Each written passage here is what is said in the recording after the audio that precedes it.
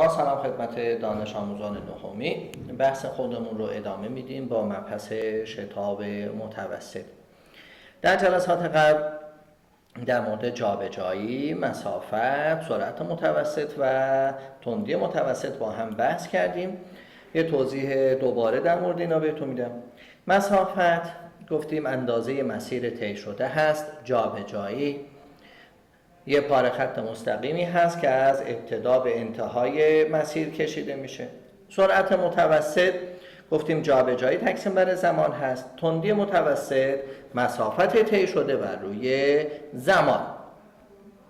شتاب متوسط وقتی پیاده با دوچرخه یا با هر وسیله نقلیه دیگر حرکت میکنیم، در طول مسیر بارها و بارها ممکنه که شما بیاین سرعت خودتون رو کم یا زیاد کنید.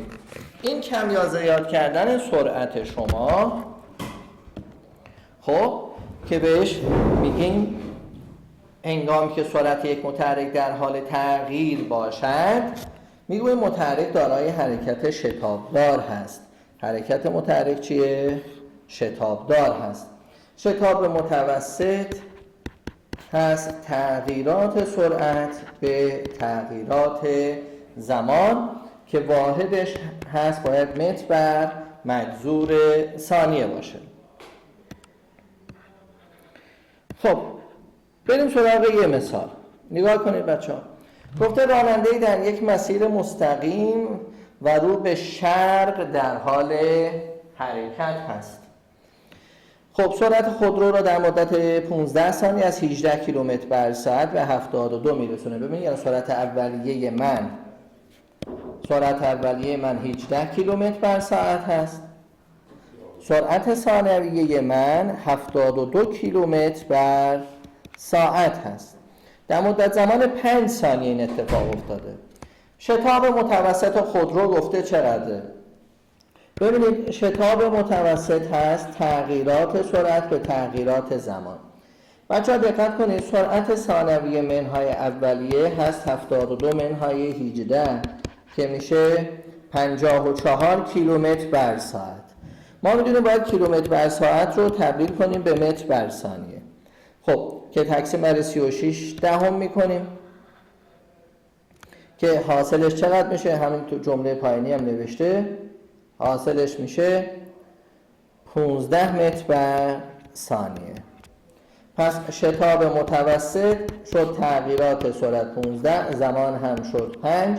پس 3 متر بر مجذور ثانیه چیش هست؟ در واقع شتاب متوسط این ماشین هست. یا به طور مثال گفته در هواپیمایی که در شکل زیر یه هواپیما روی یه عرشه ناوبری رو نشون میده.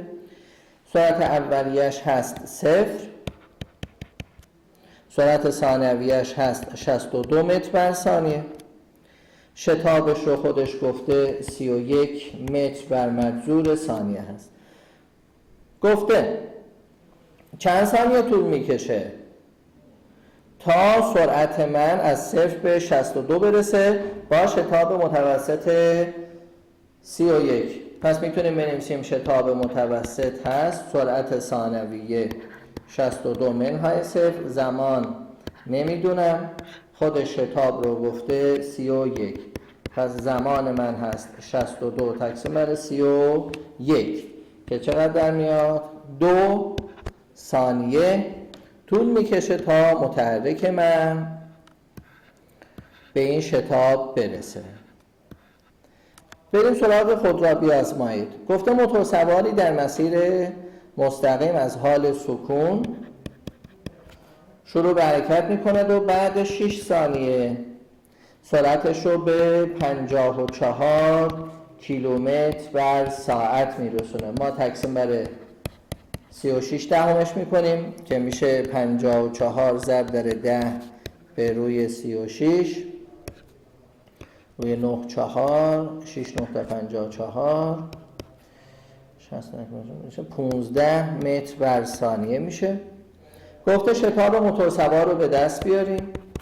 سرعت ثانویه 15 منهای 0، زمان 6 میشه 15 شیشم. به 3 تقسیم کنیم میشه 5 دوم متر بر مجذور ثانیه یا همون 2.5 میشه. تو شکل دوم اومده یه دونده رو گفته که سرعت هم در شروع حرکت و 20 دقیقه پس از اون رو به ما نشون داده. گفته شتابش رو برای من به دست بیاریم. خب ببینید بچه‌ها 20 دقیقه طول کشیده. تغییرات زمانی من هست 20 دقیقه. شما اینو ضرب داره 60ش میکنیم تا ثانیه به دست بیاد میشه 1200 ثانیه. شتاب متوسط هست تغییرات سرعت به تغییرات زمان. سرعت من از 2 به 8 رسیده، پس 8 منهای 2 به روی 1200 که میشه 6 به روی 1200 که میشه 1/200 متر بر مجذور ثانیه.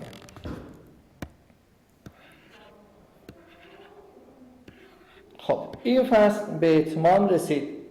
جلسه بعد انشالله با پرسش هایی در این فصل با هم به بحث خواهیم نشست. خسته